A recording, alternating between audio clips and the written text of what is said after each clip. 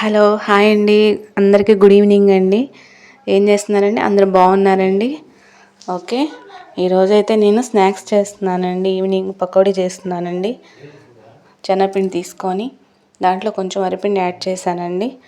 వరిపిండి add చేసి salt, కారం, పసుపు, జీరా, వామ్ ఇవన్నీ యాజ్ యూజువల్ వేసుకుంటాం కదండి, అవన్నీ వేసేసాను.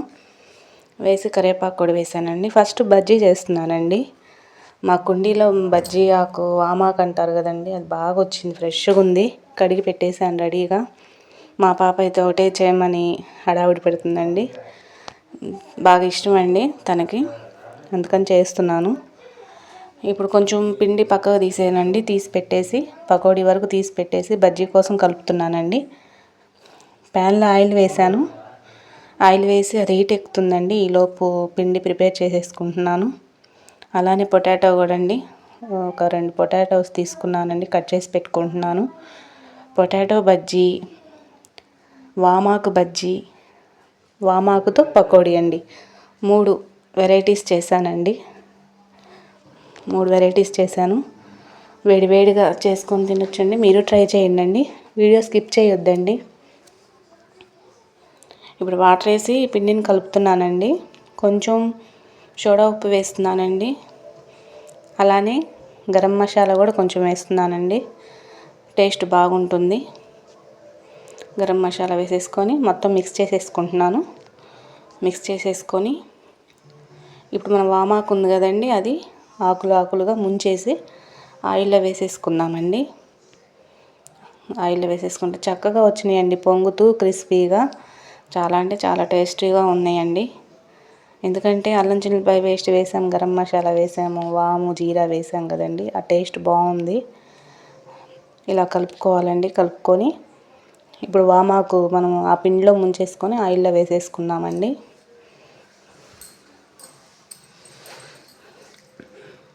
ఆయిల్లో వేసేసానండి. ఓకే అండి, ఛానల్ని ఎంకరేజ్ చేయండి. ఎంకరేజ్ చేస్తే మీరు ఫస్ట్ సబ్స్క్రైబ్ చేసేసుకోండి. సబ్స్క్రైబ్ చేసుకుంటే మీకు వెంటనే నోటిఫికేషన్ వస్తుందండి. ఛానల్ని లైక్ చేయండి, షేర్ చేయండి. ఓకేనా ఫ్రెండ్స్? కర్రీస్ ఇట్లా ఏదైనా స్వీట్ ఐటమ్స్, స్నాక్స్ అవి చేస్తున్నానండి. చూడండి, చూసి లైక్ చేయండి. ఛానల్ని ఎంకరేజ్ చేయండి. స్కిప్ చేయకుండా మొత్తం వీడియో చూస్తే అర్థమవుతుందండి. ఓకేనా? ఇట్లా ఒకేసారి 3 ఐటమ్స్ చేసామండి. మీరైనా చేసేసుకోవచ్చు, ఈజీ అయిపోతుంది. ఓకేనండి. హెల్త్కి చాలా మంచిదండి వామాకు. పిల్లలకైనా పెద్దవాళ్ళకైనా టేస్టీ ఉంటుంది, ప్లస్ హెల్త్కి చాలా మంచిది. ట్రై చేయండి తప్పకుండా. ఓకేనండి. వామాకు లేకుండా అచ్చంగా పకోడీ చేసుకుంటే కొంచెం హెల్త్, స్టమక్ ప్రాబ్లం అవి ఉంటాయి అంటారు. ఈ వామాకుతో చేసుకుంటే చక్కగా ఏమి ఉండదండి, లైట్గా ఉంటుంది.